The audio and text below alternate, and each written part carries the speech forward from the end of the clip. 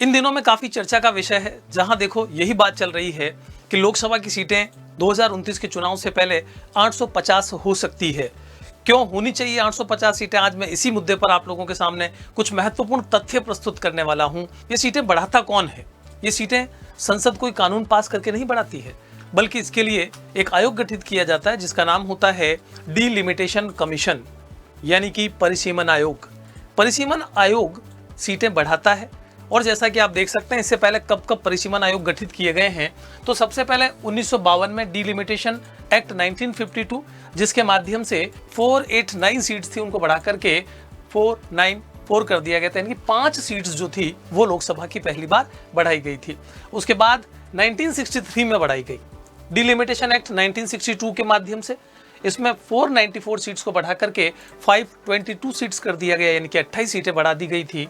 उसके बाद 1973 में डिलिमिटेशन एक्ट 1972 के माध्यम से 522 सीट्स जो थी उनको बढ़ा करके 543 सीट्स कर दिया गया, यानी कि प्लस 21 सीटें की गई थी। और उसके बाद आप देख सकते हैं 2002 में एक बार फिर से डिलिमिटेशन एक्ट लागू किया गया, लेकिन इस बार जो है वो सीटें बढ़ाई नहीं गई, बल्कि 543 सीट्स जो थी वो हूबहू वैसी की वैसी रख दी गई थी। तो स्टूडेंट्स, ये सीट बढ़ाई क्यों जाती है? ये सीट इसलिए बढ़ाई जाती है क्योंकि अगर हम संविधान की बात करें तो जनसंख्या के अनुपात में ही जनप्रतिनिधि लोकसभा में जाने चाहिए। अगर मैं बात करूं 10 लाख की जनसंख्या पर एक प्रतिनिधि, तो जब 543 सीट्स अगर हम बात करते हैं लास्ट रखी गई है 1972 में, तो क्या अब तक जनसंख्या बढ़ी नहीं है? हाँ, बिल्कुल, अब तक जनसंख्या बढ़ी है और उसके अकॉर्डिंग जो है वो अब सीट्स भी बढ़नी चाहिए। 1976 में जब 42वां संशोधन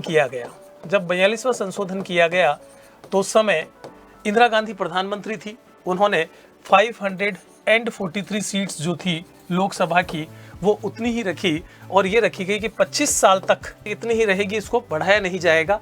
उसके बाद 2002 में जब अटल बिहारी वाजपेयी प्रधानमंत्री थे, उस समय इन्होंने 84वां संविधान संशोधन करवाया था, और उसके माध्यम से फिर 543 सीट्स जो हैं उनको हूबहू रख दिया गया, यानी कि ये भी 25 साल तक के लिए फाइनल कर दी गई।